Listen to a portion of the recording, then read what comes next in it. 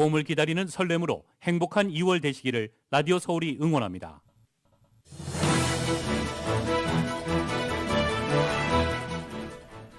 러시아가 우크라이나를 침공했습니다. 침공 첫날 최소 137명이 사망하고 수백 명의 부상자가 나왔습니다. 바이든 대통령은 G7 국가들과 화상회담을 갖고 러시아의 추가 제재를 단행했습니다. 우크라이나에 직접 파병은 안 한다고 재차 강조하면서도 나토 국가에는 병력을 증강시키고 있습니다. 나토는 동부 유럽 지역에 병력을 강화할 것이라고 밝혔습니다. 그러나 우크라이나에 병력을 보낼 계획은 없다고 강조했습니다. 마크롱 프랑스 대통령이 푸틴 러시아 대통령에게 우크라이나에서의 군사작전을 즉각 중단할 것을 촉구했습니다. 올 가을 학기 유씨계열의 신입생 지원자 수가 역대 최고를 기록했습니다. 그러나 편입생 지원자 수는 지난해보다 소폭 감소했습니다. LA시의 노숙자 주거시설 공사가 느리게 진행되면서 비용이 뛰고 있습니다. 한 유닛당 83만여 달러의 공사비가 투입될 것으로 추산됐습니다. LA 수피리어 법원이 허브에 쓴 LA시 10지구 시의원 직무대행의 업무에 제동을 걸었습니다. 3월 17일 공청회 결과에 따라서 업무 시작 여부가 결정될 것으로 보입니다. 민주당 이재명 후보는 지도자가 할 일은 평화라는 점을 강조했습니다. 국민의힘 윤석열 후보는 말뿐이 아닌 힘을 통한 평화를 구축하겠다고 했습니다.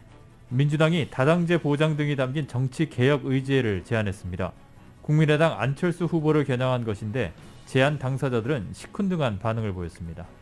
거대 양당 간 의혹 제기와 네거티브 공방이 과열되고 있습니다. 민주당은 김건희 씨에 대한 추가 주가 조작 의혹을 제기했고 국민의힘은 이재명 후보의 검사 사칭 사건을 언급했습니다. 오늘 뉴욕 증시는 러시아의 우크라이나 침공에 충격을 흡수하면서 반동에 성공했습니다. LA로는 오늘 밤과 내일 맑은 날씨가 이어지겠습니다. 오늘 밤 최저기온은 39도까지 내려가겠고 내일 낮 최고 67도로 예상됩니다. 주요 뉴스는 공항에서부터 목적지까지 모바일 체크인과 첨단 공기순환 시스템을 통해 안전한 기내 환경과 여행을 제공하는 아시아나 항공 제공입니다. 여러분 안녕하십니까? 김미회입니다. 안녕하십니까? 임승찬입니다. 2월 24일 목요일 라디오 서울 이브닝 뉴스 1부 시작하겠습니다.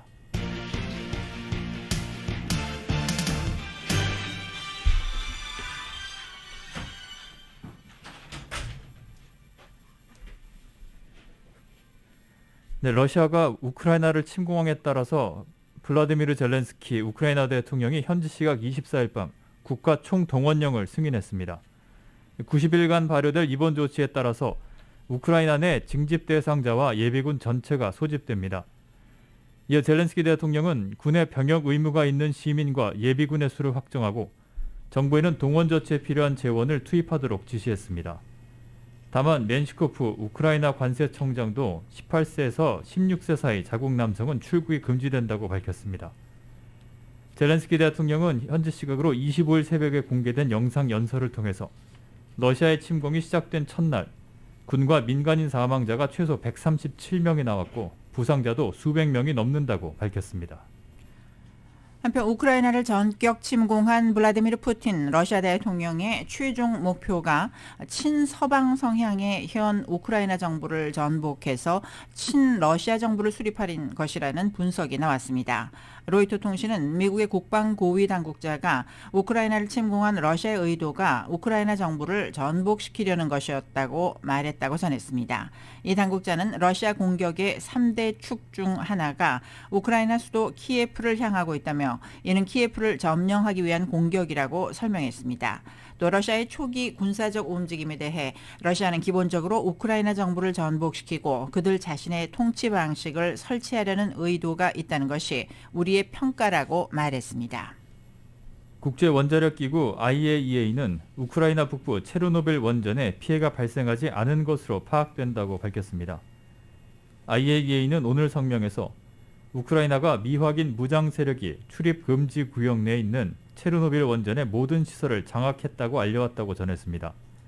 IAEA는 하지만 우크라이나 규제당국이 체르노빌 원전과 관련해 해당 산업지역 내에서 어떠한 인명피해나 파괴는 없었다고 알려왔다고 밝혔습니다.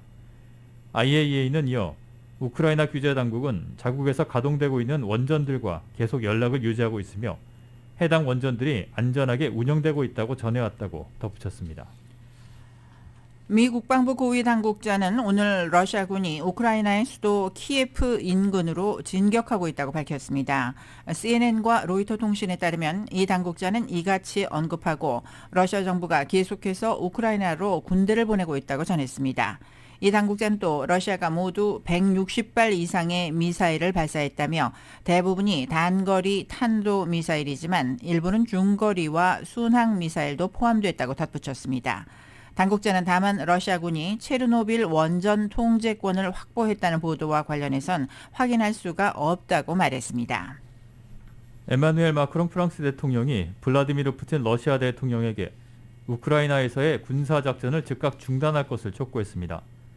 프랑스 대통령실은 마크롱 대통령이 젤렌스키 우크라이나 대통령과 먼저 얘기를 나눈 뒤에 푸틴 대통령과 통화를 해 군사작전의 즉각 중단을 요구했다고 밝혔습니다. 러시아가 우크라이나를 전격 침공한 뒤 푸틴 대통령과 통화를 한 서방 정상은 마크롱 대통령이 처음입니다.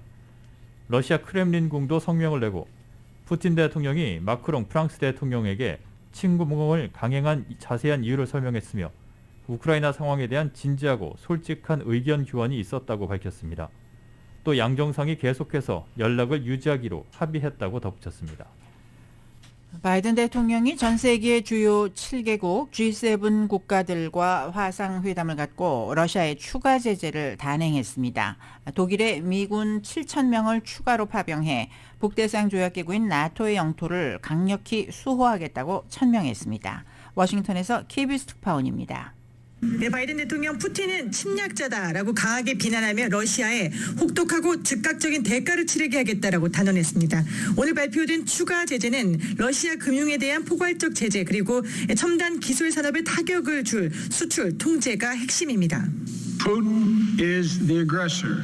Putin chose this war, and now he and his country will bear the consequences. Today, I'm authorizing additional strong sanctions and new limitations on what can be exported to Russia.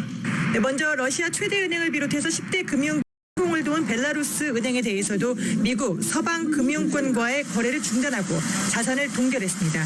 이어 미국산 소프트웨어나 기술 장비를 사용해서 외국에서 제조된 기술 품목의 러시아 수출 금지했습니다.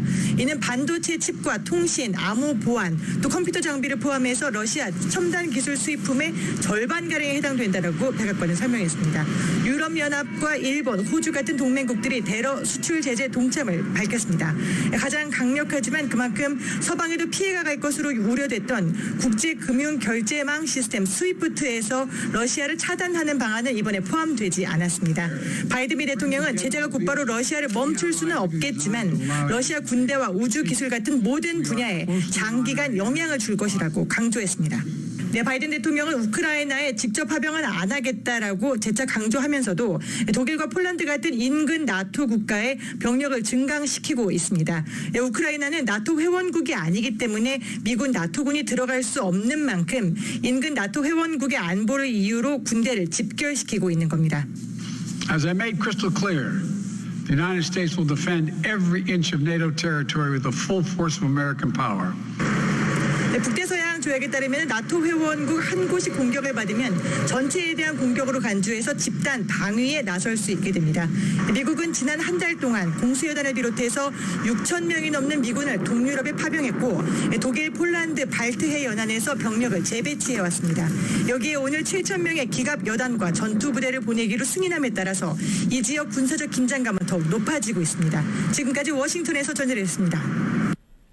미 정부가 워싱턴 DC에 있던 러시아의 고위 외교관을 추방했습니다. 국무부는 오늘 워싱턴 주재 러시아 대사관에 세르게이 트레펠코프 공사 참사관에게 떠나라고 통지했음을 밝혔습니다. 트레펠코프 공사 참사관은 러시아 대사 바로 밑에 2인자로 이는 앞서 러시아가 미국 외교관을 추방한 데 대한 보복 조치입니다. 국무부 고위 관리는 이번 조치가 러시아가 아무 잘못도 없는 미국 부대사를 추방한 것에 대한 직접 대응이라고 설명했습니다. 이 앞서 지난 17일 러시아는 모스크바 주재 미 대사관의 2인자인 바트 고먼 부대사를 추방한 바 있습니다. 유엔 안전보장이사회가 내일 러시아의 우크라이나 침공을 규탄하는 결의안에 대한 표결에 들어갈 예정입니다. 로이터 통신은 어제 미국 정부 관계자를 인용해 뉴욕 유엔 본부에서 내일 안보리 긴급회의가 소집됐다고 보도했습니다. 상정될 결의안은 미국이 초안을 작성했으며 러시아에 대한 규탄과 함께 우크라이나에서의 즉각적이고도 완전하고 무조건적인 철군을 요구하는 내용이 담겼습니다. 다만 당사국인 러시아가 비토권을 보유한 상임 이사국이기 때문에 결의안이 채택될 가능성은 없어 보입니다. 북대서양조약기구 나토는 러시아의 우크라이나 침공에 대응해서 동부 유럽 지역에 병력을 강화할 것이라고 밝혔습니다. 다만 우크라이나에 병력을 보낼 계획은 없다고 거듭 강조했습니다. 이유는 강력한 제재를 경고했습니다. 이 소식은 YTN이 보도합니다. 나토는 우크라이나와 가까운 동맹국 동부에 병력을 추가로 배치할 것이라고 밝혔습니다. 나토 사령관들이 병력을 더 용이하게 이동시킬 수 있도록 하는 방위 계획을 가동했습니다. 나토 방위 계획은 2014년 러시아의 우크라이나 크림반도 합병 이후 마련된 것인데 나토가 이를 가동한다고 공개적으로 밝힌 것은 처음입니다. 이에 따라 나토 신속 대응군 등이 동부 유럽에 배치될 수 있게 됩니다. 나토는 100대가 넘는 전투기를 경계태세에 두고 루마니아, 불가리아에 전투부대를 만들 계획입니다. 다만 나토 병력 강화는 동맹국 내에서 방어적인 차원에서 이루어지는 것이라고 강조했습니다. NATO troops at all inside Ukraine. We have made it clear that we don't have any plans and intention of deploying NATO troops to Ukraine. 유럽연합 EU 정상들도 벨기에 브뤼셀에서 긴급 정상회의를 열었습니다. 이 자리에서 금융, 에너지, 교통 부문과 수출 통제, 수출 금융 등을 겨냥한 대러시아 추가 제재에 합의했습니다. Sur le plan militaire et économique, autant que dans le domaine de l'énergie, nous serons sans faiblesse. Nous appuierons l'Ukraine sans hésiter et nous prendrons toutes nos responsabilités pour protéger la souveraineté et la sécurité de nos alliés européens. EU는 러시아가 우크라이나 침공으로 전례 없는 고립에 처하게 될 것이라고 경고했습니다. 하지만 영내 국가들이 원유와 가스를 러시아에 의존하고 있는 상황에서 경제 제재가 얼마나 실효성이 있을지는 미지수입니다. YTN 김종길입니다. 백악관에서 도널드 트럼프 전 대통령과 블라디미르 푸틴 러시아 대통령을 역겨운 돼지라고 지칭하는 원색적인 비난이 나왔습니다. 정치 전문 매체 더 힐에 따르면 앤드루 베이츠 백악관 언론 담당 부보좌관은 오늘 트럼프 전 대통령과 푸틴 대통령을 두 마리의 역겹고 끔찍한 돼지라고 표현했습니다. 또 이들에 대해 미국이 대표하는 것을 증오하고 모든 행동이 자신의 나약함과 불안에서 비롯된다. 주둥이를 함께 비비며 무고한 사람들이 생명을 잃는 것을 축하한다고 적었습니다. 이 글은 푸틴 대통령에 대해 트럼프 전 대통령이 꽤 똑똑하다고 평가한 데 대한 반응입니다.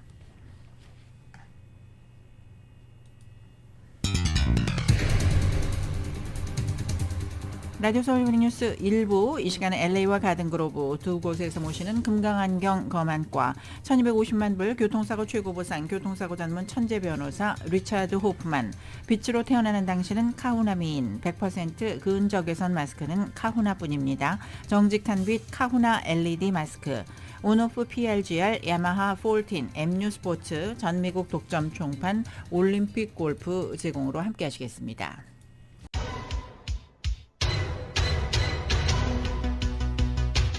다섯 시 16분 조금 지나고 있습니다. 라디오 서울 이브닝 뉴스 1부 함께하고 계시는데요.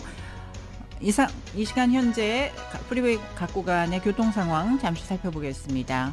101번 프리 사우스 방면입니다. 할리우드 블루버드 구간부터 심한 정체 보이기 시작하고 있습니다. 6마일에서 9마일 정도로밖에 움직이지 못하고 있는 형편이고, 110번 프리웨이 사우스 방면 힐 스트리트 구간부터도 역시 정체가 심해지는 모습입니다. 이 밖에 405번 프리웨이 노스 방면 벤츄라 블루버드 구간부터 내셔널 블루버드까지 9마일에서 13마일 정도로 역시 정체 현상 심한 모습 보이고 있습니다. 교통 위험 신호 켜져 있는 구간들 있는데요. 5번 프리웨이 노스 방면 오스본 스트리트 출구에 화재 발생 보고가 올라와 있습니다. 끝까지 안전 운전하시기 바랍니다. 교통 상황이었습니다. 네, 이브닝 뉴스 1부 함께하고 계십니다. 유씨 계열이 지난해에 이어서 올 가을학기에도 신입생 지원자 수 최고를 기록했습니다. 올가을 신입생 지원자 수는 늘었지만 편입생 지원자 수는 감소했습니다. 자세한 내용 정현호 기자가 보도합니다. 유씨의 올 가을학기 신입생 지원자 수가 총 21만 840명을 기록해 지난해보다 0.5%가 늘었습니다. 이 가운데 가주 출신 학생들은 13만 2,037명을 기록했는데 이 가운데 라티노 지원자가 38%로 가장 많았고 뒤를 이어 아시안 지원자가 31%, 백인 지원자는 21%, 흑인은 7%를 기록했습니다. 유씨 지원자 중 인종적으로는 흑인 지원자들이 가장 빠른 폭으로 늘어나는 추세입니다. 지난 2년 동안 흑인 지원자 수는 UC 버클리에서는 57%가 늘었고 UCLA의 경우 47%가 늘었습니다. 같은 기간 라티노와 아시안, 백인 지원자들은 17% 정도 늘었습니다. 캠퍼스별로 보면 UCLA가 지원자 수 14만 9,779명으로 UC 계열 중에 가장 많은 지원자 수를 기록했습니다. 이 가운데 9만 1,544명이 가주 출신이었고 지원자 10명 중에 4명꼴로 라티노와 흑인 등 소수계거나 가족 중에 처음으로 대학에 진학하는 케이스였으며 지원자 절반 정도는 저소득층으로 나타났습니다. UCLA 지원자 중 고교에서 상위 9% 내에 드는 학생들의 수가 32%가 늘었습니다. UCLA 지원자가 늘어나면서 경쟁은 치열해진 셈이지만 UCLA 측은 올가을 가주 출신 신입생 지원자들을 위한 정원 수를 늘리겠다고 밝혔습니다. 주의회는 UCLA와 UC 버클리, UC 샌디에이고 측에 올가을 가주 출신 학생들을 더 늘리도록 예산을 증액했는데 UCLA가 올가을 얼마나 가주 출신 학생 수를 늘릴지는 불분명합니다. UC 버클리는 지역 단체의 소송 결과로 올 가을 학기 신입생 정원을 3,050명 감축하라는 법원 명령이 내려져 학교 측이 이에 법적으로 맞대응하고 있는 중입니다. 올가을 UC 신입생 지원자 수가 늘어난 것은 SAT와 ACT 등 표준 시험이 필수에서 누락된 것이 주요한 요인으로 풀이됩니다. 반면 편입생 지원자 수는 줄었습니다. 올 가을 학기 UC 계열 모든 캠퍼스에서 편입생 지원자가 일제히 줄었고 평균 12.6%가 줄었습니다. UC 편입이 줄어든 것은 팬데믹 이후 가주의 커뮤니티 컬리지의 등록생 수가 줄어든 것을 반영하고 있습니다. 라디오 서울 뉴스 정현호입니다. LA 수피리어 법원이 허브 웨슨 전 의원의 LA 제10지구 시의원 직무대행에 제동을 걸었습니다. 메리 스트로블 판사는 남가주 크리스천 리더십 컨퍼런스 SCLC가 직무대행 가처분 신청을 제기함에 따라 3월 17일까지는 공식 업무를 하지 못한다고 명령했습니다. SCLC는 지난주 금요일 소송을 제기하면서 마크 리들리 토마스 시의원에 대한 업무 정지는 도덕적으로 잘못됐으며 합법적이지 않다고 지적했습니다. 소송에 대한 공청회는 오는 3월 17일에 열리며 LA시는 이날 공청회에서 웨슨 전 의원이 10지구 시의원 직무대행을 맡는 것이 법적으로 문제가 되지 않는다는 점을 설명해야 합니다. LA 카운티 검사 노조가 조지 게스콘 검사장에 대한 리콜을 지지하고 나섰습니다. 검사협회는 화요일에 발표한 서명을 통해서 검사장에 대한 리콜 여부를 묻는 자체 투표에서 97.9%가 찬성표를 던졌다며 검사장은 형법의 상당 부분을 무시했고 검찰 인력을 다른 기관으로 이동시키는 실험을 감행해서 범죄자들을 대담하게 하는 결과를 초래했다고 밝혔습니다. 실제로 게스콘 검사장은 소위 무보석 석방제도인 제로베일 정책으로 여론의 문매를 맞기도 했습니다. 한편 LA 카운티 선거국은 최근 게스콘 검사장에 대한 리콜 캠페인 서명운동을 공식 승인했습니다. LA 시내 노숙자들에게 하우징을 제공하는 주거시설 공사가 느리게 진행되면서 비용이 뛰고 있다는 지적이 나왔습니다. 샌버나디노에서 시한부 환자가 아닌 사람들을 호스피스로 보낸 후 이들을 메디칼과 메디케어에 가입시켜 보험금을 갈취한 16명의 용의자들이 기소됐습니다. 로컬 소식 이은 기자가 전해드립니다. LA 시내 노숙자들에게 하우징을 제공하는 프로그램인 프로포지션 HHH가 주거시설 공사가 느리게 진행되면서 비용이 뛰고 있다는 지적이 나왔습니다. 론 갈프린 LA시 감시관이 24일 공개한 감사 결과에 따르면 노숙자를 위한 주거 유닛 중 14%가 건설 비용이 한 유닛당 70만 달러가 초과되고 있는 것으로 나타났으며 특정 프로젝트의 경우 한 유닛당 38만 7천 달러가량의 공사 비용이 투입될 것으로 추산됐습니다. 홈리스 구제를 위해 2016년 프로포지션 HHH 통과 후 스튜디오 혹은 원베드룸 아파트로 구성된 1,200개 하우징 유닛이 마련됐으나 홈리스 문제를 해결하기에는 턱없이 부족하다는 지적입니다. 특히 팬데믹 기간 동안 목자재를 비롯한 건설 자재 비용이 뛰었으며 공사 일손마저 줄어든 것이 공사비가 상승한 원인입니다. 한편 에릭 가세티 LA 시장은 트위터를 통해 프로포지션 HH가 잘못된 방향으로 흘러가고 있다는 감사 결과에 동의하지 않는다고 밝혔습니다. 에릭 가세티 시장은 약속한 대로 HHH 프로그램으로 저렴한 비용에 많은 하우징 유닛을 마련하고 있다고 주장했습니다. 샌버나디노에서 시한부 환자가 아닌 사람들을 호스피스로 보낸 후 이들을 메디칼과 메디케어에 가입시켜 보험금을 갈취한 16명의 용의자들이 기소됐습니다. 16명의 용의자들은 가주 메디칼과 연방 메디케어 시스템에 환자들을 가입시켜 420만 달러의 보험금을 부당 취득한 것으로 나타났으며 이 가운데 14명은 체포되었습니다. 두 개의 로컬 기반 회사 뉴오포 호스피스와 스털링 호스피스 케어가 2015년부터 2021년 사이 이번 사기 행각에 연루되었습니다. 호스피스로 옮겨진 환자들은 본인들이 호스피스로 옮겨졌는지조차 제대로 인지하지 못한 것으로 드러났습니다. 용의자들은 보험사기 공모, 보험사기, 절도, 신분도용, 돈세탁, 탈세 혐의를 받고 있습니다. 라디오 서울 뉴스 이윤입니다. 캘리포니아주 유권자 3명 가운데 2명은 학교 내에서의 마스크 착용과 학생들의 백신 접종 의무화를 지지하는 것으로 나타났습니다. UC 버클리와 LA타임즈 공동 여론조사에 따르면 교사와 학생 그리고 교직원들의 마스크 착용 의무화를 지지하는 학부모는 61%였고 반대한다는 응답은 37%로 나타났습니다.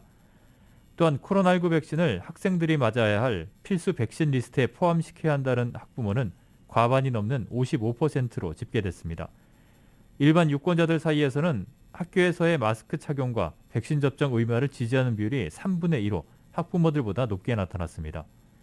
이번 여론조사는 2월 3일부터 10일까지 캘리포니아주의 유권자 8,937명을 대상으로 영어와 스페니쉬로 진행됐으며 표본 오차는 플러스 마이너스 2%포인트입니다. LA 통합교육부가 교사와 학생들을 대상으로 매주 실시하고 있는 코로나 검사를 다음 주부터 중단합니다. 그러나 백신을 맞지 않은 학생들과 교사, 교직원들은 계속해서 코로나19 검사를 받아야 합니다. 알베르토 칼발로 교육감은 온라인 성명을 통해 LA 카운티의 코로나19 확진자와 입원 환자 수가 감소함에 따라 검사 관련 지침도 변경한다고 밝혔습니다. LA 카운티 보건국이 내일부터 실내 마스크 착용 정책을 해제한다고 발표했지만 학교는 여기에 해당되지 않는다며 교실과 그 외 실내 공간에서는 반드시 마스크를 써야 한다고 설명했습니다. 내일부터 LA 카운티 내 실내 업소에서의 마스크 착용 의무화가 해제되지만 법원에서는 계속 마스크를 착용해야 합니다. LA 카운티 수피리어 법원은 법원을 찾는 2세 이상 주민들은 백신 접종 여부와 상관없이 반드시 마스크를 써야 한다고 밝혔습니다. 하지만 백신 접종 증명이나 코로나 검사 음성 결과를 제출할 필요는 없다고 법원은 설명했습니다.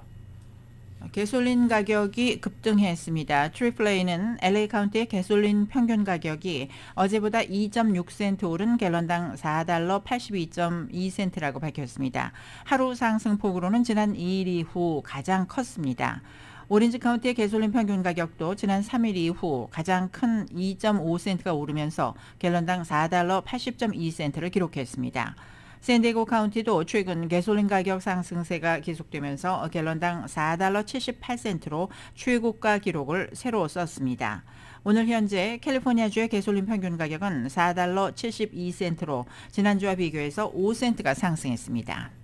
서울 메디컬 그룹과 휴메나, 재미, 한국노인회가 공동으로 오늘 오전 타운 내 동양선교교회 주차장에서 한인 시니어층들에게 구디백을 나눠주는 행사를 열었습니다.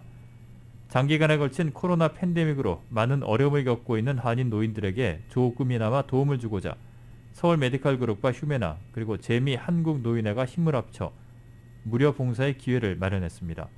오늘 행사에선 떡과 효자손, 얼굴 수건 등이 든 구디백과 구디백이 150여 명의 한인 시니어들에게 증정됐습니다.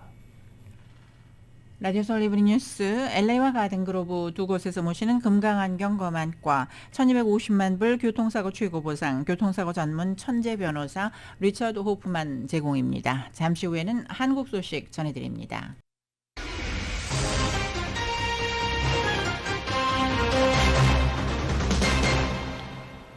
이브닝 뉴스 일부 함께하고 계십니다.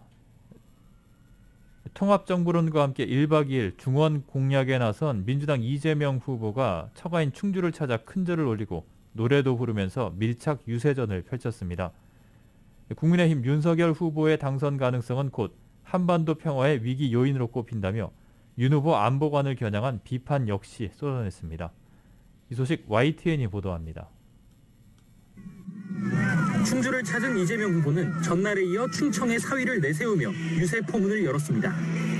처가에 사드 같은 걸 줄 수야 있겠느냐며 국민의힘 윤석열 후보를 겨냥하고는 이렇게 말했습니다.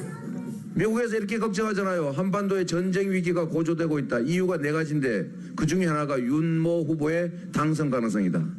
이거는 우리 눈앞에 닥친 바로 나의 일입니다, 여러분. 이어 배우자 김혜경 씨 부친의 고향인 충주 산청면을 방문했습니다. 법인카드 유용 논란으로 출렁인 여론을 의식해서인지 김 씨의 깜짝 등장은 없었지만 이 후보는 큰절에 노래까지 동원하며 지역 민심을 파고들었습니다. 천등산 박달재를 얼가 남는 어린이만. 목도리를 건네준 주민을 장모님이라 부르는가 하면 지역 주민들과 즉흥 일문일답 유세를 진행하기도 했습니다. 셋째씩 낳고 그러면 이거 대학 등록금 이거 다 면제해주고 전부 다 지원금도 많이 올려주고 그러자. 확실하게 국가가 전부 책임지고 셋, 넷 막 낳고 싶게 이렇게 만들어 드려야 된다. 힘 닿는 데까지 낳겠습니다. 자신을 이서방이라고 부르면서 장인의 고향 충북에서 환대받은 이재명 후보는 이후 강원 민심 잡기에 나섰습니다. 안보에 민감한 지역인 만큼 평화 메시지는 물론이고 윤석열 후보의 적폐 수사 발언과 편가르기 정치 공세까지 총동원해 견제의 날을 바짝 세웠습니다.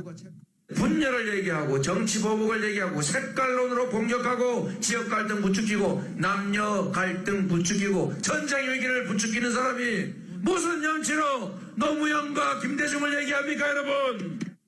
이와 함께 이 후보는 충청의 균형 발전과 농촌 기본소득, 강원 지역을 탄소 중립 거점 도시로 만들겠다는 공약을 제시하며 지역 표심을 공략했습니다. YTN 정현우입니다. 국민의힘 윤석열 후보는 민주당 이재명 후보의 정치적 고향인 경기도를 찾아 부패하고 무능한 세력과 싸우겠다며 정권 교체를 호소했습니다. 또 이재명의 민주당은 DJ나 노무현 DNA를 물려받은 민주당과는 다르다며 합리적인 세력과는 손잡겠다고도 강조했습니다. YTN입니다. 이재명 후보가 지사를 지낸 경기도 수원 팔달문 앞 시장 골목이 국민의힘의 붉은색으로 물들었습니다. 청중 앞에 선 국민의힘 윤석열 후보는 또다시 대장동 의혹을 꺼내들며 이재명 후보를 직격했습니다. 이 8,500억 김만배 일당 몇 사람 호주머니에 다 들어가고 없어진 걸까요? 아니면 많은 공범들이 갈라먹었을까요? 이런 사람이 이 민주당의 대통령 후보가 됐습니다. 한물간 좌파 사회혁명 이론에 빠진 운동권 세력이 끼리끼리 부패했다며 민주당과 정부도 정조준했습니다. 반복된 실수는 실수가 아니라면서 20차례 넘게 부동산 정책을 발표하고도 집값을 잡지 못한 정부 탓에 서민만 피해를 봤다고도 비판했습니다. 민주당은 집권 연장밖에 눈에 뵈는 게 없는 사람들입니다. 그러기 위해서 만들어오는 정책들이 서민에게, 취약계층에게 더 고통을 가져다 줍니다. 민주당이 서민과 사회적 약자의 정당 맞습니까? 대선이 10여일 앞으로 다가온 가운데 이재명 후보의 정치적인 고향을 찾은 윤석열 후보는 적극적인 공세로 정면 돌파를 시도했습니다. 앞서 국회에서는 전직 국회의장을 비롯한 여야 원로들과 정권 교체 결의 대회를 열고 정파를 넘어선 국민 통합을 거듭 강조한 뒤 DJ와 노무현의 DNA를 가진 민주당도 찬란한 전통을 가졌다고 지켜세우면서 이재명의 민주당은 아니라고 선을 그었습니다. 지금 이재명의 민주당을 구성하고 있는 이 주역들은 이건 과거에 이런 멋진 찬란한 전통을 지닌 그런 민주당이 저는 아니라고 생각합니다. 손실보상 50조 원과 세대가 공평한 연금 개혁을 담은 정책 공약집을 공개한 윤 후보는 공정과 상식을 강조한 정책을 적극적으로 알린다는 계획입니다. YTN 김우준입니다. 박빙으로 치닫고 있는 대선 양강 승부에서 제3지대의 표심 흡수는 승패 관건이라고 할 수 있는데요. 민주당이 다당제 보장 등이 담긴 정치개혁 의제를 제안했습니다. 제3지대 후보 가운데 특히 안철수 후보를 겨냥한 것이자 동시에 반윤석열 연대를 모색하려는 시도이지만 제안의 당사자들 반응은 시큰둥합니다. KBS가 보도합니다.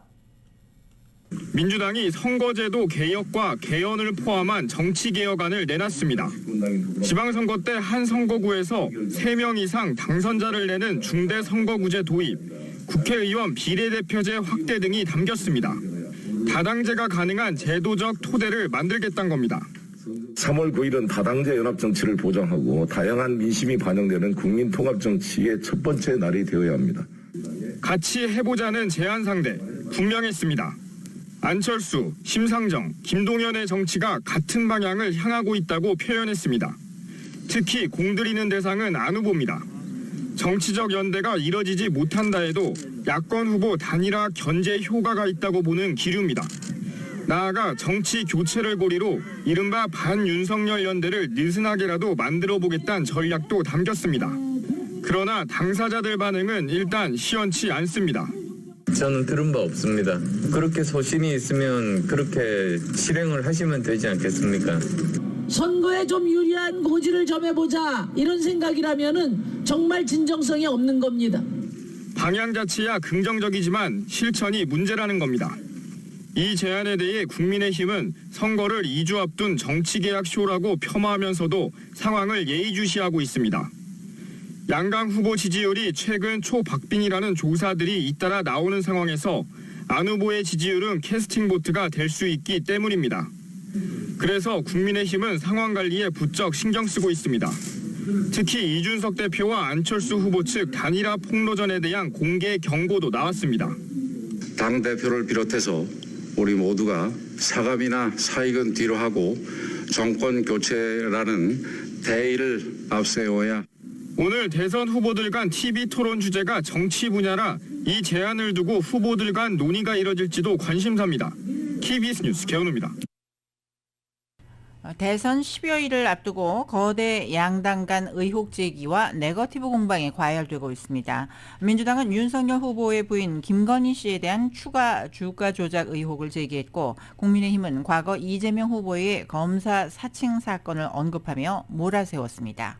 YTN입니다. 민주당은 윤석열 후보의 부인 김건희 씨에 대한 추가 의혹을 들고 나왔습니다. 기존 도이치모터스 주가 조작 사건 외에 윤 후보가 중앙지검장으로 취임할 당시 김 씨가 또 다른 작전주를 보유하고 있었다는 내용입니다. N사의 주가가 급등한 당시 매출액보다 영업 적자가 많은 상태였고 특별한 주가 급등 사유가 없었다고 합니다. 하지만 윤석열 후보가 중앙지검장으로 취임한 직후 단기간에 1,400원까지 올랐습니다. 국민의힘은 즉각 터무니없는 거짓이라며 김 씨가 손해를 보고 매도했다고 반박했습니다. 그러면서 과거 이재명 후보의 검사 사칭 사건을 꺼내 설계자라고 규정하며 반격에 나섰습니다. 앞서 이 후보가 선거 공보물에 해당 전과에 대한 해명을 당시 취재했던 PD 탓으로 돌린 듯한 내용으로 내놓자 PD가 기자회견을 자처해 모욕감을 느낀다고 밝혔기 때문입니다. 제게 추가 질문사항을 메모하거나 간단하게 적어주거나 나중막한 목소리로 보충 설명하고 만족한 답변이 없었던 사회가 동그라미라고 이렇게 했어요. 이게 나와 있습니다. 판결문에. 이 판결문에서 지금 이야기하는 내용들이 다 사실이라는 얘기입니다. 이에 대해 민주당은 과거 이 후보가 PD를 도와주다 누명을 썼다는 취지로 답변한 것에 대해 무죄 판결을 받았다며 법적으로 아무 문제 없다고 일축했습니다. 이와 함께 국민의힘은 박범계 법무부 장관이 이 후보의 선거운동용 단체 대화방에 포함된 것을 문제 삼았습니다. 민주당은 박 장관 본인 의사와 상관없이 일방적으로 초대된 거라고 해명했지만 국민의힘은 정치적 중립을 위반했다고 거세게 반발했습니다. 박범계 법무부 장관은 선거 중립 의무를 저버렸다는 의심을 사면서까지 이재명 선대위 특보단 텔레그램방에 들어가 있는 이유가 무엇입니까? 박 장관은 문제의 텔레그램방에서 선거와 관련된 어떤 정보를 공유했습니까? 여기에 민주당 진성준 의원이 윤 후보의 어퍼컷 세리머니를 겨냥해 룸사롱에서 하는 거라며 원색적으로 비난해 논란이 일자 검사들이 룸사롱에 가서 술을 먹고 노래를 부르다가 점수가 잘 나오면 어퍼컷을 한답니다. 술꾼 후보 어디로 보내야 됩니까? 라마다로 보냅니까? 국민의힘은 과거 5.18 전야제 당일 광주 지역 룸사롱에 민주당 의원들이 갔던 사실을 언급하며 586 주특기 아니냐고 비꼬았습니다. 지지율이 다시 접전 양상으로 바뀌면서 더욱 과열된 의혹 제기와 네거티브 공방이 유권자들의 눈살을 찌푸리게 하고 있습니다. YTN 엄인주입니다. 라디오 서울 이브닝 뉴스 1부. 빛으로 태어나는 당신은 카우나 미인 100% 근적에서 마스크는 카우나뿐입니다. 정직한 빛 카우나 LED 마스크. 온오프 PRGL 야마하 폴틴 MU 스포츠 전미국 독점 총판 올림픽 골프 제공입니다. 잠시 후에는 경제 소식 이어집니다.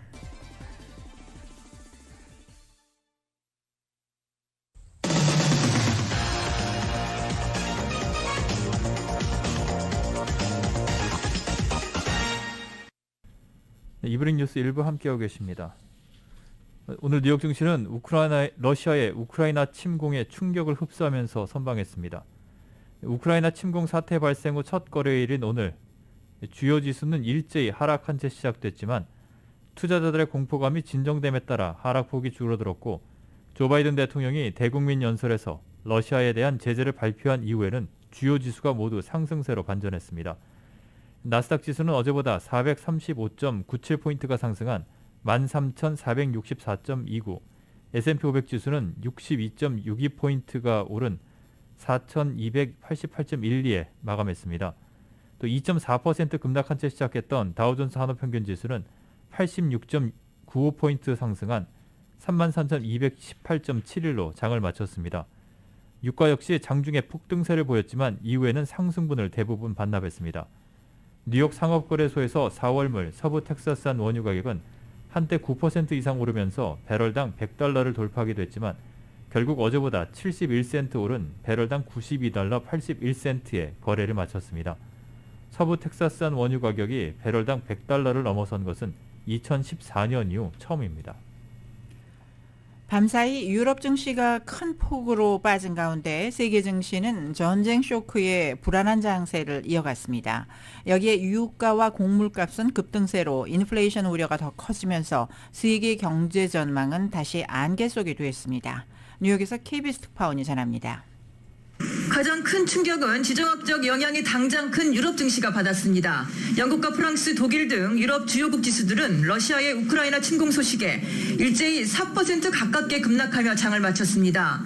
전쟁 쇼크는 일시적이라는 심리가 시장에 퍼진 데다가 미국 등 서방국들이 물리적인 군사적 대응에 나설 가능성은 적다는데 투자 심리가 회복됐다는 분석입니다. 러시아 우크라이나발 공급 제한 우려로 불안감은 금융시장보다 원자재 시장에서 커지고 있습니다. 투자은행인 JP모건은 1배럴에 $100 안팎에서 거래되고 있는 브렌트유가 최대 $150까지 오를 가능성이 크다는 전망도 내놨습니다. 러시아와 우크라이나가 주요 수출국인 밀과 옥수수 값도 급등하고 있습니다. 이렇게 인플레이션 우려는 더 커지고 있지만 대러 수출 통제로 세계 교역 위축세가 커지면 경기 회복세가 둔화될 거란 우려 역시 더해지고 있어서 그야말로 세계 경제 전망은 안개 속에 돼가고 있다는 관측입니다. That would affect economic output primarily in Europe first, but with second order effects on the United States and Korea and others. So there are a lot of assumptions, and the hope is to minimize the disruption.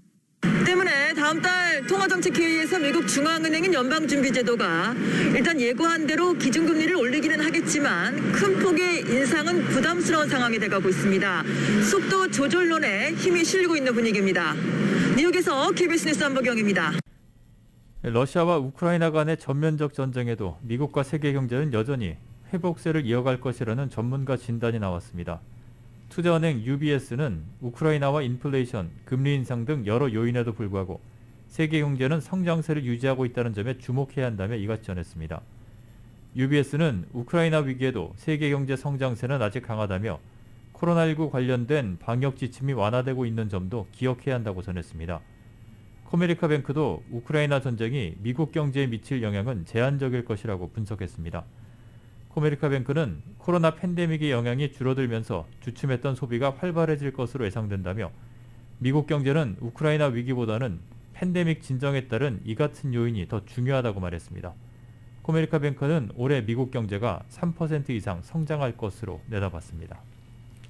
연방노동부가 지난주 신규 실업수당 청구 건수가 23만 2천 건으로 집계됐다고 밝혔습니다. 전주보다 17,000건 감소해 2주 만에 다시 감소세로 전환했습니다. 블룸버그 통신 집계한 전문가 전망치 23만 5천 건보다 더 감소한 수치입니다. 실업수당 청구는 연초에 꾸준한 감소세를 보였지만 전주에 4주 만에 처음으로 깜짝 증가했습니다. 전문가들은 향후 노동시장의 전망을 긍정적으로 보고 있습니다. 현재 기업의 인력난이 계속되고 있는 데다 코로나19 상황도 오미크론 변이 확산 이전 수준으로 개선돼 경제활동이 한층 활발해질 것이라는 판단에서입니다. 한편 최소 2주 이상 실업수당을 신청하는 계속 실업수당 청구 건수는 11만 2천 건 감소한 147만 6천 건을 기록해 1970년 3월 이후 최저 수준으로 떨어졌습니다. 1월 신규 주택 판매가 둔화했습니다. 상무부는 1월 신규 주택 판매가 전월 대비 4.5% 감소한 연율 80만 1,000채를 기록했다고 오늘 발표했습니다. 전월 9개월 만에 최대 수준을 나타냈던 신규 주택 판매가 소폭 둔화한 모습입니다. 전문가 예상치는 80만 6천 채였습니다. 지난해 12월 수치는 기존 81만 1,000채에서 83만 9천 채로 상향 수정됐습니다. 한편 신규 주택 판매 중간 가격은 42만 3,300달러를 기록해서 전달 37만 7,700달러보다 높았습니다. 평균 판매 가격은 49만 6,900달러였습니다. 2월 캔자스시티 연방준비은행 관할 지역의 제조업 성장세가 전월보다 개선됐습니다. 오늘 다우존스에 따르면 캔자스시티 연은의 2월 관할 지역 제조업 합성지수는 29로 집계됐습니다. 이는 전월 수정치 24보다 높은 수준입니다. 2월 지수는 월스트리트저널이 집계한 전문가 예상치 25를 웃돌았습니다. 2월 제조업 활동지수는 31로 전월 20보다 큰 폭으로 개선됐습니다. 캔자스시티 연은의 관할 지역은 콜로라도와 캔자스, 네브래스카, 오클라호마, 와이오밍 등입니다.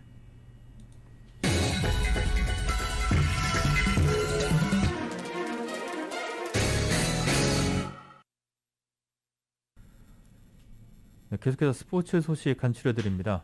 국제올림픽위원회 IOC가 러시아의 우크라이나 전면 침공을 규탄하는 성명을 발표했습니다.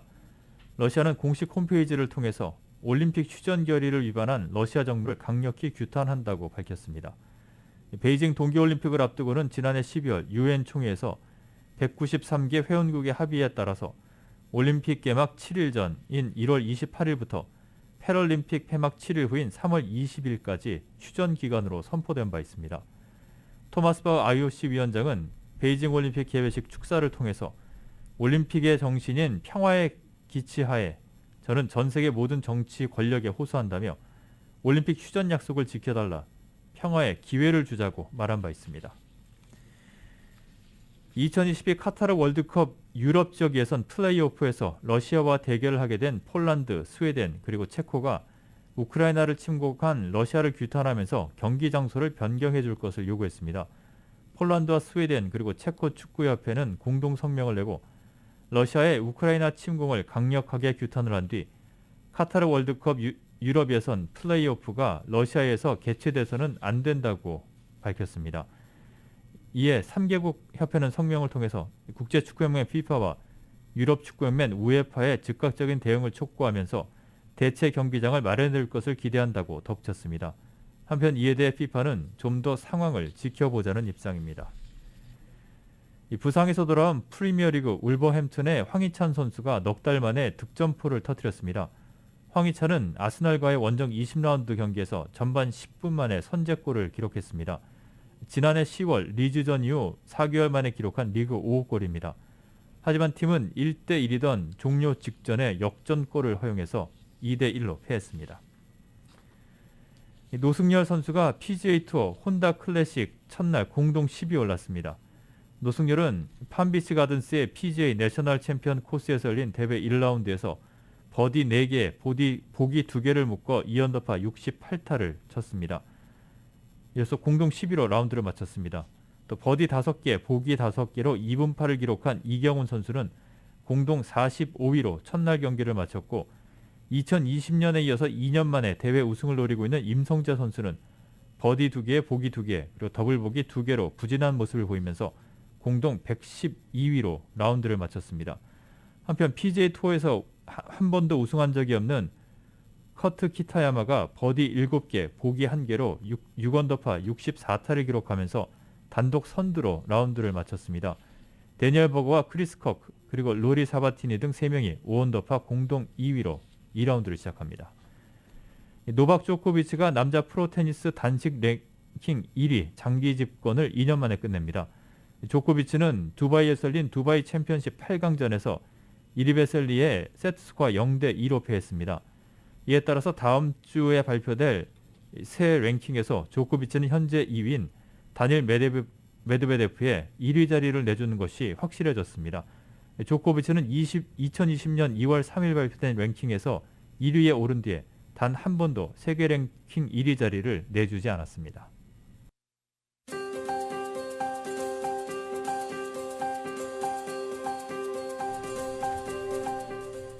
2월 24일 목요일 저녁 라디오 서울 이브닝 뉴스 함께 듣고 계십니다. 맥도날드에서 소시지나 치킨 맥그리들로 아침을 열어보세요. 맥도날드 제공 날씨 전해드립니다. LA 지역 오늘 밤 맑은 날씨 이어지겠습니다. 바람이 10마일에서 15마일 정도로 불겠고 밤 최저 39도까지 내려갑니다. 내일부터는 기온이 많이 오르기 시작합니다. 역시 맑은 날씨 이어지겠고 낮 최고 67도, 밤 최저 기온 42도가량 되겠습니다. 오늘 밤 늦게부터 내일 오전 9시까지 벤츄라 카운티 내륙 지역에 한파주의보가 내려져 있습니다. 또 샌프란도 밸리 지역에는 서리주의보가 내려져 있는데요. 주말에는 70도대로 낮 기온이 껑충 뛰어오를 것으로 예상되고 있습니다. 내일 낮 최고 기온 오렌지 카운티 지역 68도, 밸리와 인랜드 엠파이어 67도, 해안 지역은 62도, 산악지대 44도로 예상됩니다. 하와이 호놀룰루 오늘 저녁 곳에 따라 구름 끼겠고 최저 69도, 내일은 구름 조금 끼겠습니다. 낮 최고 81도가량 되겠습니다. 한국 날씨입니다. 오늘 서울 아침 기온이 영하 3.6도로 어제보다 5도가량 높았는데요. 한낮에는 영상 9도까지 오르면서 포근함이 감돌겠습니다. 주말인 내일은 오늘보다 더 기온이 오르겠지만 전국 곳곳에 비나 눈이 내릴 것으로 보입니다. 오늘 전국의 곳에 따라 구름 끼겠고 경기와 강원 등지에 빗방울이 떨어지는 곳이 있겠습니다. 맥도날드에서 소시지나 치킨 맥그리들로 아침을 열어보세요. 맥도날드 제공 날씨였습니다. 이브닝 뉴스 1부 지금까지 LA와 가든그로브 두 곳에서 모시는 금강안경 검안과 1250만 불 교통사고 최고보상 교통사고 전문 천재 변호사 리차드 호프만, 빛으로 태어나는 당신은 카후나 미인 100% 근저 개선 마스크는 카후나뿐입니다. 정직한 빛 카후나 LED 마스크, 온오프 PRGR 야마하 폴틴 MU 스포츠 전미국 독점 총판 올림픽 골프 제공이었습니다. 잠시 후 6시 라디오 서울 이브닝 뉴스 2부가 진행됩니다.